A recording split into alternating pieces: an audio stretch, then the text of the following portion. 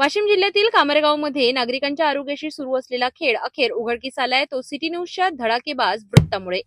बातमी प्रसिद्ध होताच तालुका आरोग्य विभागाचे सर्व वरिष्ठ अधिकारी तातडीने गावात दाखल झाले।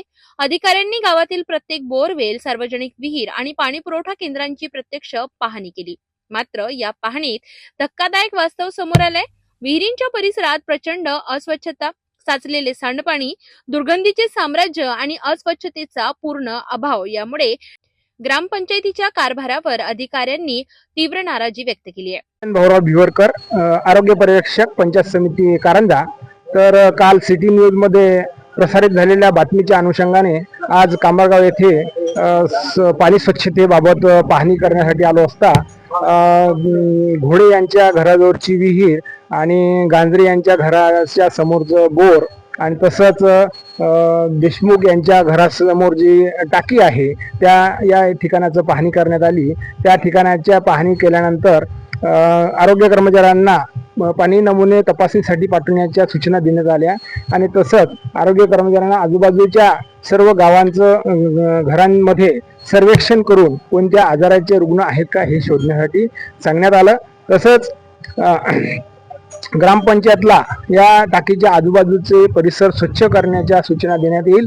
तसंच या टाकीच्या मधले टाकी सुद्धा धुणं महत्त्वाचं आहे, तर ते टाकी धुवून स्वच्छ करून ब्लिचिंग पावडर टाकण्याच्या सुद्धा ग्रामसेवक यांना सूचना देण्यात येणार आहेत आणि या अनुषंगाने इथे आज मी भेट दिली होती। तसेच आपले आरोग्य सहाय्यक, आरोग्य सेवक आणि ग्रामपंचायतचे कर्मचारी आणि इतर नागरिक सुद्धा या येथे हजर आहेत। आपण सर ज्यावेळेस पाहणी केली आता त्यावेळेस परिस्थिती कशी वाटली आपल्याला?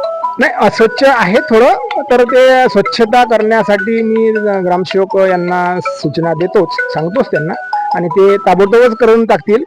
कालच त्यांनी ब्लिचिंग पावडर सुद्धा त्या बोरमध्ये टाकलेला आहे आणि आमच्या आरोग्य कर्मचाऱ्यांनी पाणी नमुने सुद्धा तपासणीसाठी घेतलेले आहे आणि तो जो नारू सदृश्य, नारू तर तो नाही आहे। सर्वात धक्कादायक बाब म्हणजे पाण्यात नारू सदृश्य अळ्या आणि जिवंत सूक्ष्मजीव तरंगताना आढळले। आरोग्य विभागाने तातडीने पाण्याचे नमुने आणि अळ्या तपासणीसाठी वाशिमच्या जिल्हा प्रयोगशाळेत पाठविले आहेत। यानंतर आरोग्य पथकाने युद्ध पातळीवर कारवाई करत गावातील सर्व विहिरी आणि बोरवेलमध्ये ब्लिचिंग पावडर टाकून निर्जंतुकीकरण केले। दरम्यान घनकचरा व्यवस्थापनाचा आणखी एक धक्कादायक प्रकार समोर आलाय। गावातील कचरा उघड्यावर पेटवला जात असल्यामुळे संपूर्ण गावात धूर पसरत आहे आणि नागरिकांच्या जीवाशी खेळ सुरू आहे। या सर्व प्रकारामुळे ग्रामस्थांमध्ये संतापाची लाट उसळली असून सिटी न्यूज मुळेच प्रशासन जागे झाले अशी भावना नागरिक व्यक्त करीत आहेत। बोले तैसा चाले त्याची वंदावी पावले, पण आता है बोले तैसा चाले त्याची मोडावी पावले। ग्रामपंचायतला वारंवार तक्रारी केल्यात, वारंवार बोललो, पण कोणीही या ठिकाणी येऊन पाहायला तयार नाही। हेच नाही, ग्रामपंचायतच नाही, वार्ड मेंबर सुद्धा नाही, वार्ड मेंबरही येत नाही, पाहत नाही। इथं दुर्गंधी तुम्ही पाहूनच राहिले किती येतं। ठीक आहे, तो नारू कसा आहे काय आहे याची कल्पना नाही, कारण या गावावर संतांची कृपा आहे, कोणत्याच बिमाऱ्या होत नाही बाबू रे। पण स्वच्छता ठेवा। ग्रामपंचायत कर्मचाऱ्याला विचारा, किती वेळा आम्ही तक्रारी केल्या, किती वेळा आम्ही सांगितलं, साधे इतकी दुर्गंधी आहे या वार्डात, फार दुर्गंधी आहे। आणि बोललो की हे लोक टार्गेट करतात, कोणतेच आमचे कामं नाही झाले तरी चालतात, कारण काही माझं आता कोणी लढणारे मुलं नाही। पण मी आता 4-5 वर्षात भरणारच आहो, पण यांना यांची सोय व्हावी अशी मी तुम्हाला सर्वांना विनंती करतो की याकडे जास्तीत जास्त लक्ष द्यावं। आणि हे दुर्गंधी, इकडे ट्रॅक्टर येत नाही, ग्रामपंचायत का ट्रॅक्टर नाही, तिकडे येतच नाही। सरपंच म्हणजे कर्मचारी झालेत, कर्मचारी म्हणजे सरपंच झाले, इच्छे ऐकत कोणाचंच काही नाही।